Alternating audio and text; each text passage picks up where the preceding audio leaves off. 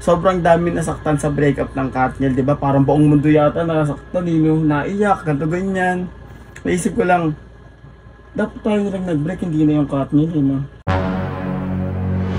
Guys, bali alam ko na balitaan nyo na ang nangyari sa Katniel. So officially signing off na nga yung Katniel. Siyempre ayun yung desisyon nila, wala tayong magagawa doon. At to Daniel Padilla, kamukha lang kita pero hindi tayo magkapareho. At to Kathryn Bernardo, kaya mo yan. God bless. Mahigpit kaya ka para sa'yo. Siyempre no, 11 years nga sila together. So paano pag may manliligaw kay Kathryn Bernardo tapos normal na tao lang siya? Ganito yung mangyayari. Ay Kat, pwede ba kitang ligawan? Ay hindi, ayoko. May phobia na ako sa mga lalaki. Ha? Bakit naman? Hindi na kasi ako ng ex ko. Bakit?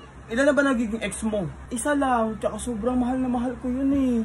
Oh, isa lang pala yung naging ex mo eh. Tapos parang lahat ng lalaki dinadamay mo na. Bakit? Ilang taon ba kayo nun? 11 years. Ay, pass. Bye. Huy, so OA.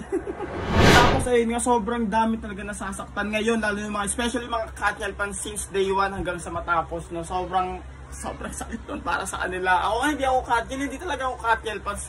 Kamukha lang siguro ako ni Daniel Padilla, pero hindi ako Katniel fans. Ayun, sobrang nagsakit lang kasi 11 years. Diyos me, maray ma.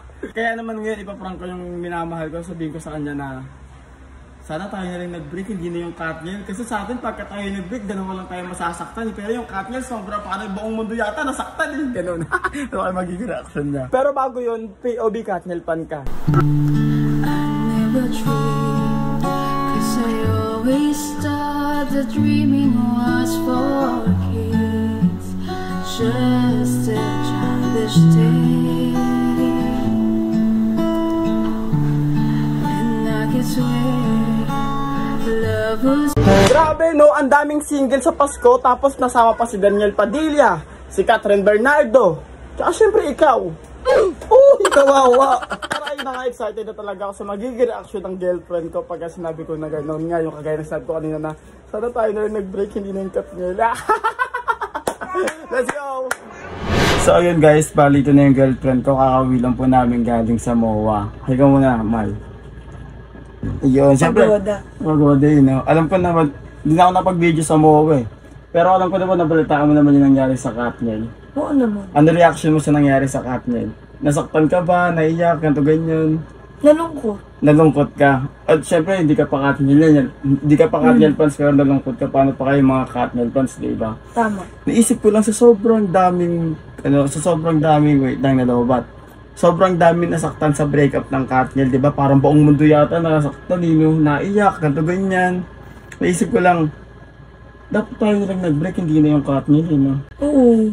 Ano naman. Kasi, hindi kasi mag-isipin mo, hindi isipin mo. Uy, marami ngayon naghahangad na sila na lang daw mag-break up. Paglaro yung Katniel. Kasi isipin mo, napakatagal na nilaga. Isipin mo kung mag-break tayo, tayong dalawa lang masasaktan. Kumbaga, wala, dalawa lang tayo, wala tayong sasabi iba, dalawa lang tayo. Pero yung Katniel, tingin ng Katniel, maraming nasasaktan, di ba? Diba? Ang gano'n sumakay lang siya, kala ko masasaktan siya. Okay guys, heavy kayo guys. Parang ako yung nasaktan sa prank na to. Kasi parang, di ba, parang okay lang sa kanya na mag-break kami. Gano'n, naiiyak ako guys.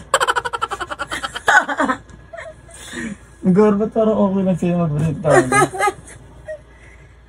Alam ko naman yung break na sinasabi mo, utyup-utyup break lang. Inabukasan. Ano na ulit? Kasi ang ini-expect ko dito yung parang, hindi, ayoko. Kasi hindi, parang pinabayaan mo. Parang tinabay. Alam ko naman posible mangyari yun. Bakit? Posible yun. Alam mo naman yun kung ba? Hindi, bakit? No.